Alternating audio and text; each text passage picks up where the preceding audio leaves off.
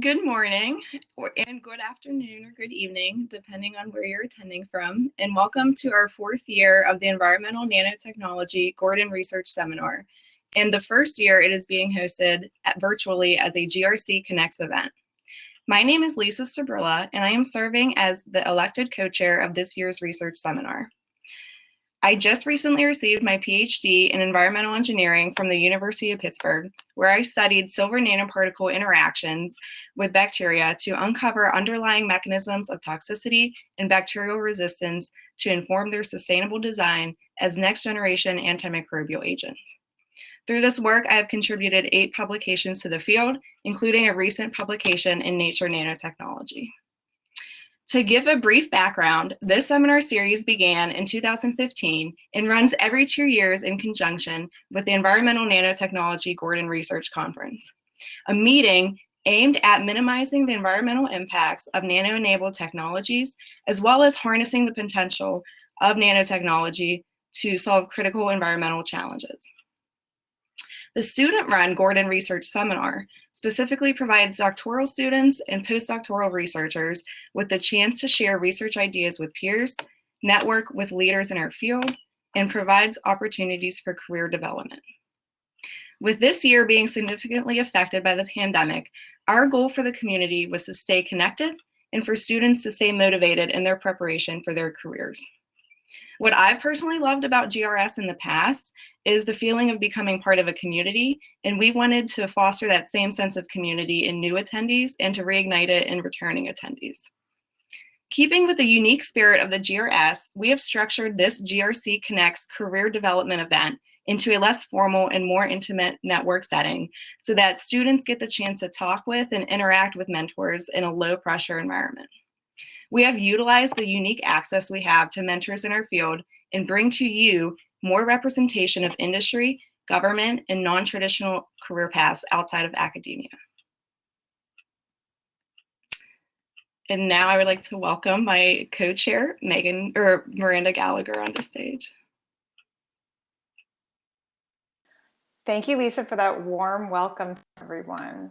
My name is Miranda Gallagher, the other co-chair for the 2021 and also the 2023 Environmental Nanotechnology GRS.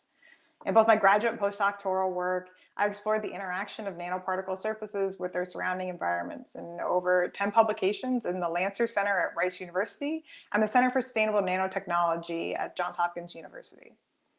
So today, let's talk about today's logistics, how it's going to go. So first, we'll hear from 3 scientists representing national labs, academia, and education administration. And those career paths will be in a 30-minute panel. Then you as a mentee will attend 2 separate 25-minute rounds of career path breakout groups with the 15 mentors that we have representing various career paths. So this time is yours to take advantage of, whether you want to discuss real life experiences on how to get a job, or you really want to gain insight into what it's like to work at institutions ranging from the USDA with Tim Duncan or Augsburg University with Vivian Fang. So these breakout groups will be followed by an informal networking session where you can catch up with colleagues as if we were at the real GRC in Maine. So with that, let me introduce our moderator, Dr. Mark Surratt. He's an ORISE postdoctoral research participant at the US EPA's Office of Research and Development. Mark, over to you.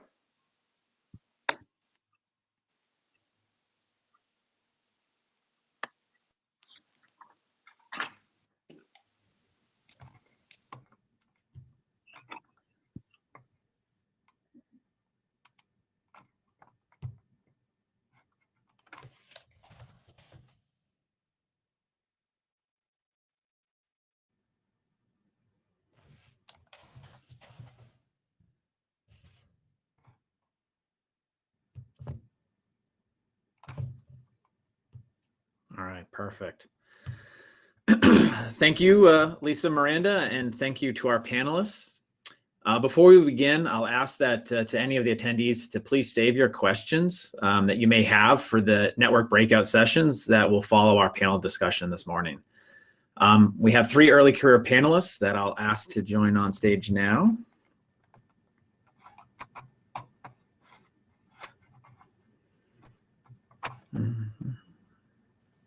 There we go.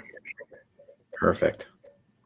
And all right, great. Thank you. All right, first we have Dom Porciuncula. He is a staff materials engineer at Lawrence Livermore National Laboratory and will be representing career paths in national labs.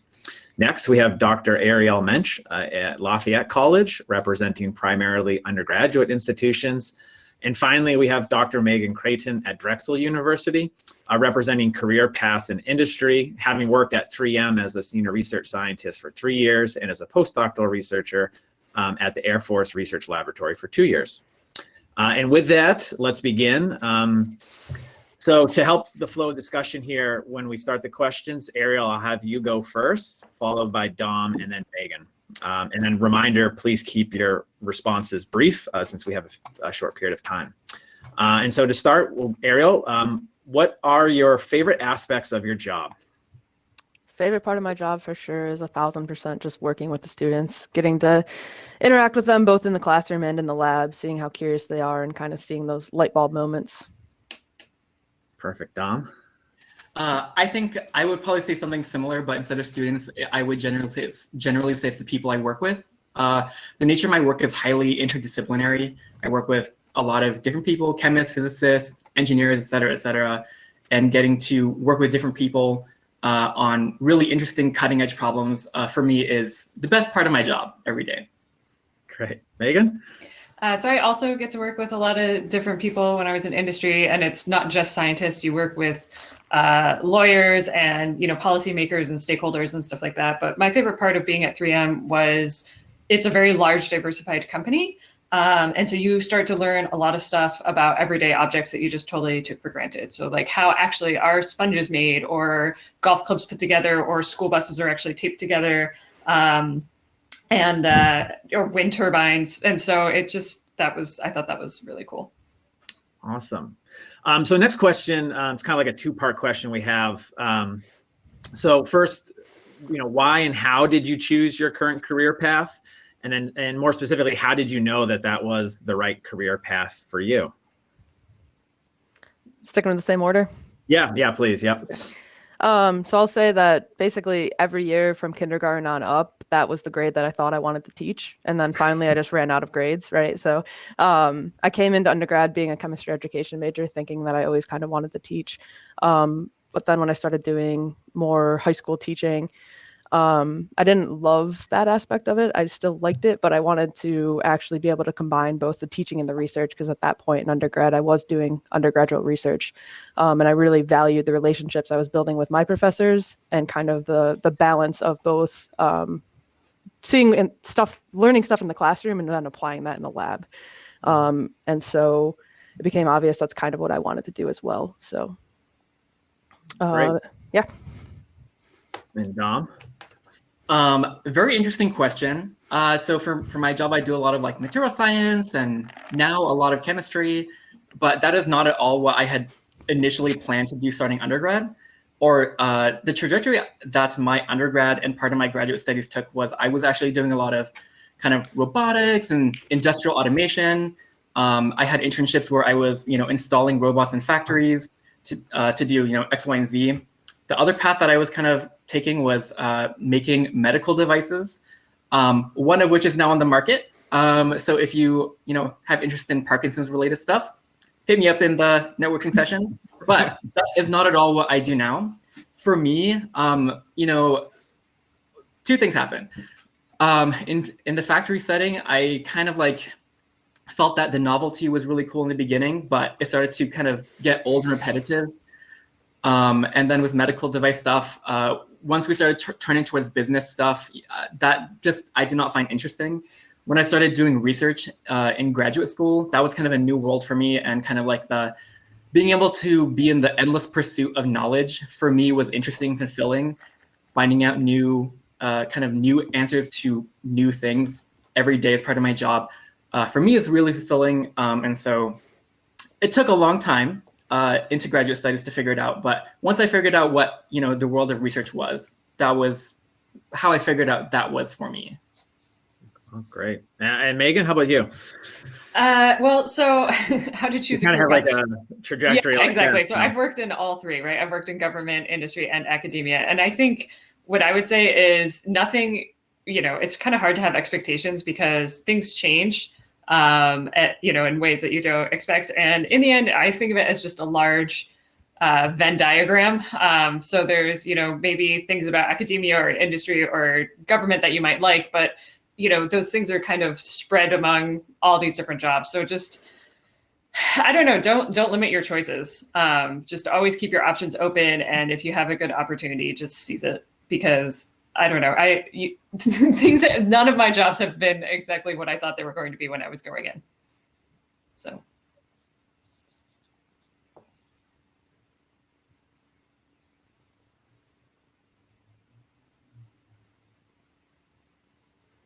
It looks like maybe Mark froze. Oh, I was wondering what happened. I was like, should I be saying more? Just standing very still.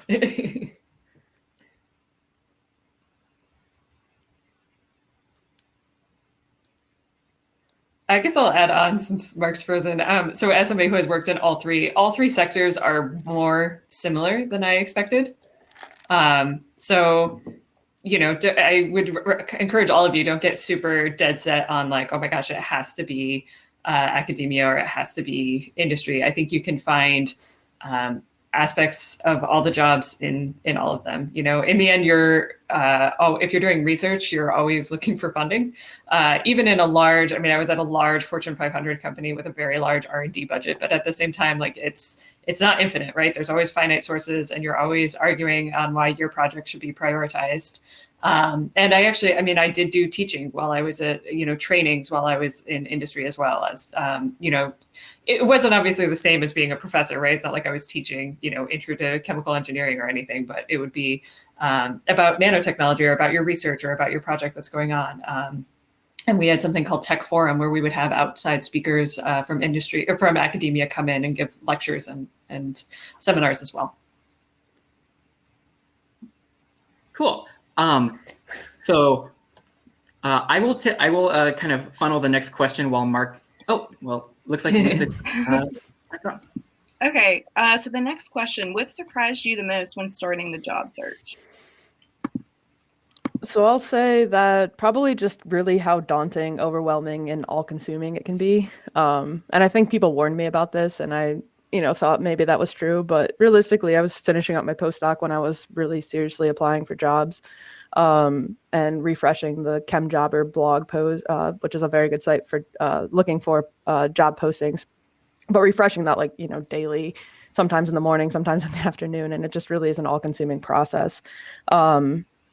And then I guess more of like a surprise or like a notion I had going in was just that it wouldn't be really as competitive as the job market was, I guess. But it is a really competitive market. But the advice that I'd gotten is if you kind of check all the boxes, you're going to be a good applicant. And those boxes being having a postdoc, so that you can prove that you can be an independent researcher, getting actual teaching advice experience. So a lot of places don't necessarily think of TAing as kind of proving yourself as an independent teacher. So if you could adjunct, if you could give guest lectures for your PI, that really starts to help. And so once I got those boxes checked, the job search became a lot easier. I started to actually get interviews, started to be able to actually prepare job talks and go on on-site visits. And so actually being prepared for the job turns out is a good piece of advice. Yeah, I might also add that when I was going through the job search just a few years ago, I was really surprised like how far a connection would take you, even if it's just like maybe you've just introduced and maybe talked for a minute and stuff. But that connection, I found that in my job search has taken me really like a long way. And I feel like I've been able to get a lot of interesting, unique opportunities and internship and employment opportunities just by networking with people. So I would say that, for people that are kind of looking to start the next stage of research, network with people. If you're interested in what they do, I would generally say that cold emailing and just reaching out to people to get a sense of what they do and if that's something you're interested in, or if you might want to apply to that area is extremely helpful. I know it's kind of like awkward and scary in the beginning, but I would generally say that people are pretty receptive and open to helping people, especially people that are kind of just getting their career started. So network. Yeah, I guess I was surprised at how stochastic and how much luck is involved in getting a job. And as somebody who has changed jobs a lot in the past several years, I've put myself through the ringer a few times. But yeah, I mean, it's a lot of it, as I said, it's luck, right? I mean, is there an opening? You know, you might be a good fit or have a lot of really good skills, but just is the company hiring right now? Are they hiring for what you want to do? Same thing for finding a postdoc, right? Like, does the professor you want to work with have a grant right now, right? Like, you might be a good fit, but just whether or not you actually can be, you know what I mean, can be accommodated at the time that you need to be. So that's why I always say is, you know, keep your options open. Don't be like, you know, it's, as I said, I've taken a lot of career wanderings, or, you know, other things happen like global pandemics, right? So I'm no longer in industry, I'm now in academia. You know, all of a sudden I had 12 job interviews and then 11 of those jobs disappeared, right? So I was actually, you know, I had interviews at law firms. I was going to be an IP attorney. I had decided just because I didn't know what else to do. And I had, you know, background with intellectual property from working in industry when Drexel called me, and they actually did get, were able to pull together an offer, but it came 6 months late. So you never know what's going to happen. Great, thank you. So the next question, looking back to when you started the job search, what do you wish you knew then that you know now? Or think about sharing 1 or 2 mistakes maybe that you wish you would have avoided. I think you kind of probably touched on this in the last question, but. So my joking answer is similar to what Megan just hinted at, but if you had asked me if I wanted to start a new career during a global pandemic, my answer would have been absolutely not. Designing virtual labs and the amount of work that went into the first year that I didn't really know I was signing up for was definitely a little bit overwhelming. But realistically, that actually caused me to change a lot of things a lot more quickly than I would have wanted to. So I flipped my entire Gen Chem class in the fall because we were virtual, which is something I eventually wanted to do. I just didn't know I was going to do it in my first semester. And so it was a lot all at once, but I think I put a lot in the front end on the teaching side of things, and it's kind of going to open that up for the research side of my job moving forward. So I have a lot of the brunt work done on the teaching side, which is always going to keep changing, obviously. But yeah, it was a lot, but good. And then aside from the global pandemic side and just thinking more broadly, I would say that it's actually okay to be picky in thinking about jobs. I guess one of the preconceived notions I had going into this academic job search was that I should be really super grateful if I got 1 to 2 offers and, you know, just be really, really, really thankful for that. But if you put together a really good package and luck is on your side, it's possible that you're going to have more than 1 offer, that you do get to negotiate, that you do get to be a little bit picky about thinking about what you actually want and where you want to live geographically, and actually deciding what's going to be the best fit for you, where you're going to be the happiest, because you're going to be more successful when you're actually happy in doing what you do. Yes, I would definitely kind of +1 that you know, don't be afraid to be picky. I might add a few things. So in addition to kind of being a research engineer, scientist, whatever, I also kind of have the role of being an intern coordinator for the center that I'm in. So kind of having recently been on the job market, and then also now that I'm on the other side where I kind of am involved in some of the hiring practices, I'll offer a few pieces of advice, especially if you're still at an academic institution. Feel free to, I think it's pretty helpful to leverage if you have like a career resources center, feel free to talk to them. I would say one, a cover letter down, cover email. They suck and everyone hates them, but I would say that they, they tell a lot about an applicant. Make sure they're not too long. They can get sometimes a little lengthy and hard to read sometimes. But other than that, I would say that when you have the opportunity to, like if you have kind of career fairs or places where there are going to be employers, and you kind of have the benefit of maybe knowing who is going to be at a certain place at a certain time, maybe consider tailoring a resume to certain certain employers, I have found that was pretty helpful. When I was kind of looking for jobs, I had 3 different resumes, one for kind of robotics and one for medical devices, and then one for polymer science and research. And that kind of worked out really well for me. And the last thing I would add is, especially for PhD students, definitely have both a CV and an executive one-page resume. I think that you'll kind of get a sense of when each is appropriate, but I would say that from an industry standpoint, there's kind of a slight air of disdain for any resume that is longer than 1 page. So having both available on hand, both a CV and a one-page resume, both is very helpful. So those are some things that I would offer as someone that was on the job market and someone that is kind of looking at resumes pretty frequently. Yeah, I guess as a little follow-up on that, when I was at 3M, we did ask for CVs because it was a research-heavy role where I was working, but the general rule was a CV more than 5 pages had way too much fluff in it. So a lot of people just, want to make their CV look very lengthy, but, it's like you're putting this in front of smart people, like they can see through that. And so just, being more concise and to the point, because you're going through a stack of 300 of these to try and find 5 candidates to interview. So make it worthwhile what they're looking at. I guess what I would say about these career paths is, there's a stereotypical question from interviews of where do you see yourself in 5 to 10 years, but you should ask that of yourself and consider it. So I went to work as a carbon subject matter expert at a company that did not make or sell carbon materials. So on the one hand, it was like really cool because I had this responsibility, but on the other hand, I was like fresh out of grad school and no one took me seriously. So, it's just, are you in a place where you're gaining skills and growing? Because you will never know what, things change. As I said, like pandemics happen, business priorities change, like all of a sudden, this part of the company is getting sold off and they don't need your expertise anymore. So can you pivot? So I was kind of in a weird situation where my management had changed over a lot. So I had been, hired in as a carbon subject matter expert by somebody who understood why we needed this. And then I kept having these new managers and it was kind of like, why do we need you? And so I was, justifying my existence over and over again, which got a little exhausting and scary. But also being picky about where you want to live is also, I think, very good advice. I don't regret anything I've done. I'm from New England. When I moved out to Minnesota, I did not know anyone. I liked working at 3M. I liked all the things I learned. I don't regret leaving.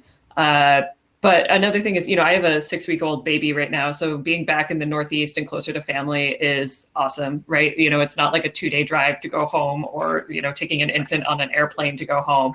So it's just things that are important to you when you're in your younger 20s might not still be important to you 5 to 10 years later. And that's okay because you don't want to, lock yourself down as a total homebody and, eliminate a lot of career options. But so I guess the thing is you can change careers, right? I'm definitely evidence to that. I've changed a lot of times, but just do what works for you now and make sure you're doing things that are inherently good, that you like doing them, that you're learning new things, that you're growing, because your path is never going to be if you can predict the future, then stop working, just play the stock market and retire early and do whatever you want, right? So, just make sure you're always gaining new skills and doing things you like and exposing yourself to new things because things will change and you might want to make a change yourself. You want to keep your options open. Great. Okay, so in the last few minutes we have one last question and just a reminder to be brief. What advice would you give someone that is interested in the career path you've chosen? Think about what experiences are useful and what specific soft skills or technical skills you should have going in. So I would say definitely practice the job before you kind of take it, right? So mentor undergraduates in the lab, make sure that's something you like doing. Get as much teaching experience as you can, both in the classroom and in the lab. But if you can adjunct, that's even better. And just make sure that's something that you actually like to do. And then in terms of job search, I'll kind of echo what other folks are saying, but network. I know that both Vivian and Catherine, who are sitting at tables later, were very helpful to me in getting this job and tailoring my application materials. So ask for help. Ask folks to read through your CVs and your cover letters and make sure that it's something that's going to bode well to a job search committee as well. Yeah. So if anyone is interested in opportunities at Lawrence Livermore National Lab, I would say first thing is to send me an email. I would say, I'm not sure about a lot of other national labs, but specific to LL&L, we are having kind of like a career transition, thing happening at the lab where a lot of older folks are starting to retire, and we're having a massive kind of hiring spree to kind of fill in some of the expected retirement. So email me. I would also say in terms of soft skills, practice reading, practice writing, practice speaking, and also do, reading, whether that's technical journals or, kind of other leisurely reading. I feel like working on those kind of 3 soft skills, I feel like are extremely important, especially writing and speaking on a day-to-day basis, and learning how to do those well and efficiently. I would say is something that would be to someone's to anyone's benefit. So I guess my advice, what I have written down here is don't think I do this, think I can do this. So I guess when I first started at 3M, it was like, oh, I do these types of things. But it was a good transition to start thinking of I can do these types of things, because whatever the business needs are, I mean, they did not need, so one nice thing, right? My PhD was in environmental nanotechnology, right? So I went from doing pulmonary toxicology in my PhD. My largest project when I was at 3M was designing acoustic insulation for cars. I went from there to designing flexible electronics for the US military. And now my largest project in my lab is 3D printing with renewable plastics, and it's a big optics issue. So you have these kind of fundamental skills. So and I guess it also depends what you want to do. I mean, maybe you are, I specialize in this type of analytical chemistry and I want to be the absolute thought leader, on this method, right? And if that's true, that's fine. And there are ways to make that your career. I will not have good advice for that. But if it's also, I think of myself as the term I've used is a research chameleon. So can you get yourself into a new environment and can you blend in? And not blend in as in like, become a wallflower, but like fit in, right? And so just, what skills do you have and how can you apply them to this new problem? And it's because whatever the job is, right, it's going to change, right? Like needs change, funding priorities change, right? So how can you take what you have and apply it to this new situation? So be imaginative, be creative, be open. Great, thank you guys. And that concludes our early career panelist half hour. So on behalf of the GRC, the GRS Planning Committee, and myself, would like to say thank you again to the panelists, and we'll now be transitioning to our networking breakout session.